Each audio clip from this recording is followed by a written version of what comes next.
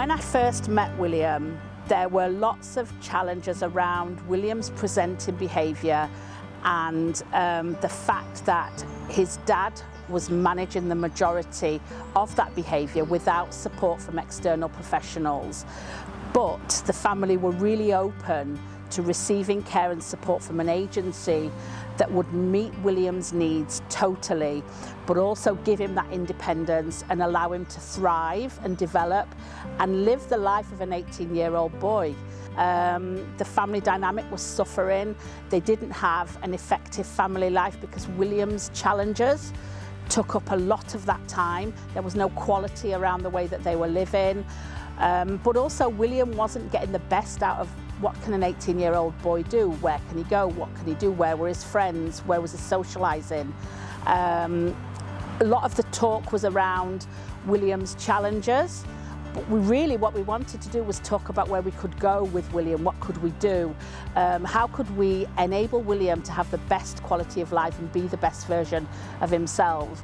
In terms of how we got to that, we again were really fortunate, and the commissioning team were great, that we had the time to plan and develop an effective care plan in consultation with the family, asking William what he wanted. I was able to meet William at the assessment and ask him what he wanted and also how it would impact the family, so we could give this wraparound holistic support and care that would meet not only William's needs but also the needs of the family.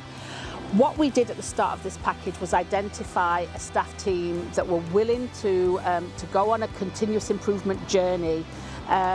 We needed to make sure that they were able to upskill themselves, that they wanted to work, to learn and coach and encourage each other and develop their skills and fine-tune their skills. And to this day, we're still doing that. We looked at the clinicians, we looked at their personalities, their values, their skill sets.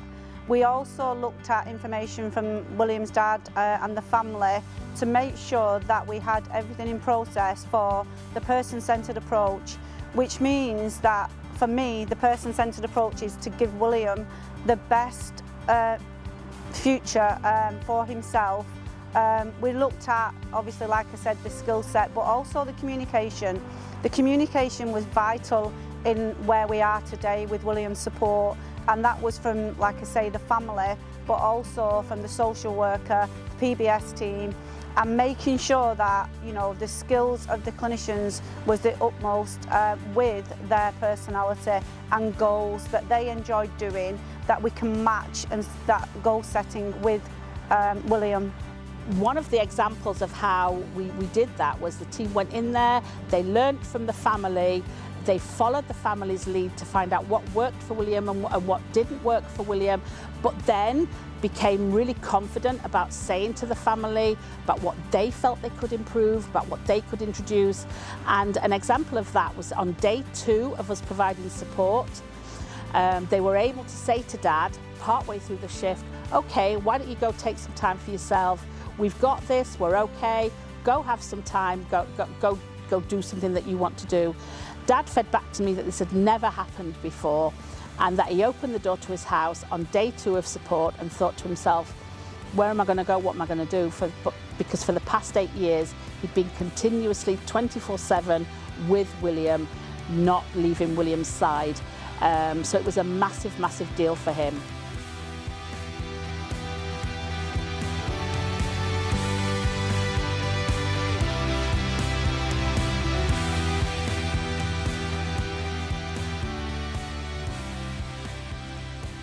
The communication is one of my absolute go-tos. That has to be right up there in one of the reasons why this package of care has been so very successful. Everybody talks to everybody else, from the MDT to the commissioners to the social workers. the care team in the office, the support team out there working in the field. We visit on a weekly basis. We check in with them regularly, almost daily, to make sure that everything's okay. Do they need anything from us?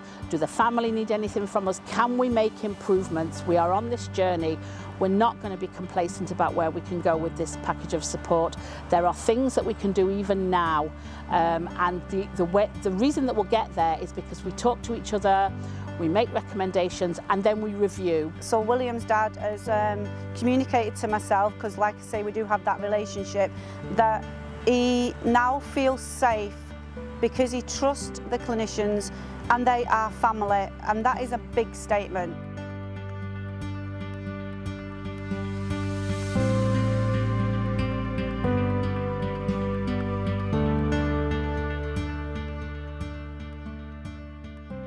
From my heart, the first time that William went on holiday with the clinicians is the first time that the family has stayed on holiday in Scotland for 3 weeks. They go for 3 weeks every year, and for the last 8 years they've managed to stay there just under a week.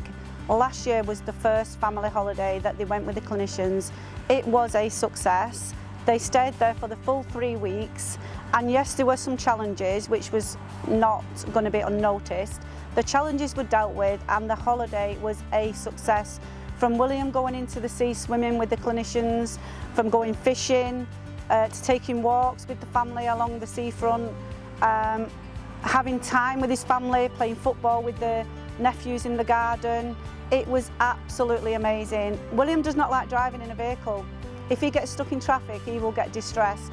And they managed to drive it's more or less 6 hours drive to Scotland successfully, so that is definitely a win. I spoke to his father last week, and his dad has now just for the first time gone out to work. That has had a massive impact on him, not only William. So he has his own independence, and because of that, William's dad Jonathan told me he wishes he'd have tried to do this earlier. He loves working on the farm. It's an aspiration of him, and he has achieved that.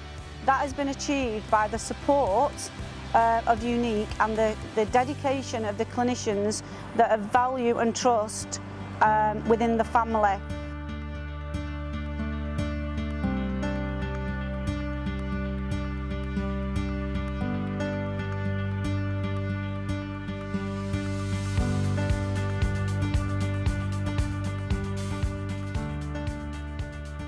So my wish for William in the future is that he will carry on living his aspirations, his dreams, and maybe live in his own home at one point, which I know that for family and William is not there yet. That could be something of the future. My wish for William in the future is that he continues to exceed at whatever it is that he chooses to do. There are plans for maybe him to take further trips. Maybe he'll live on his own one day. All children leave home, and why should William be any different just because he has additional needs? So maybe that's something that we can look to in the future, where he maybe will have his own tenancy, live in his own home, make his own decisions around what he wants in his own home. But also, where can he go? What can he do? He likes to go swimming. Can we look at that?